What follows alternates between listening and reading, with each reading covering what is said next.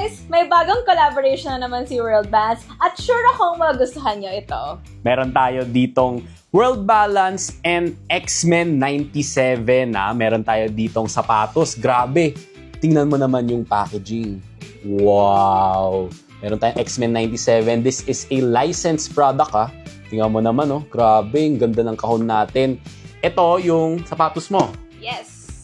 Can you guys guess no? Joke lang. Buksan na natin to. Woo! Wow! I got Jean Grey! Sobrang cute ng shoes. Gusto ko na susuotin ngayon. Sobrang ganda talaga ng colors niya. Red, yellow, and orange. Parang si Jean Grey talaga, diba?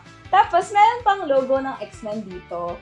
And meron ding design ni Jean Grey sa inner sole niya. Ang colorway niya ay off-white yellow. Sobrang ganda na ito and sobrang simple lang yan at mabilis siyang bagayan. And meron din siyang kasama ang collectible card. Ito naman yung sa akin, meron tayo ditong Beast. Wow. Grabe. Sobrang ganda nito. Ito yung mga tipong sapatos na nakakahinayang suotin. Kasi grabe gusto mo i-display sa shelf mo eh. Tingnan mo yung shoelace natin. Sobrang ganda. Parang fur lalaga ni Beast. Tapos kita mo dito sa tongue, meron tayong logo ni Beast dyan. Diba? Tapos pag nakita mo dito, meron tayong inner sole ni Beast. Grabe, ang ganda nito. Akala mo collectible siya eh, no? Pero sapatos talaga siya. At kung gusto nyo ibahin yung everyday style nyo, huwag kayong mag-alala kasi meron din tayong kasamang alternate lace para mas sleek ang ating dating.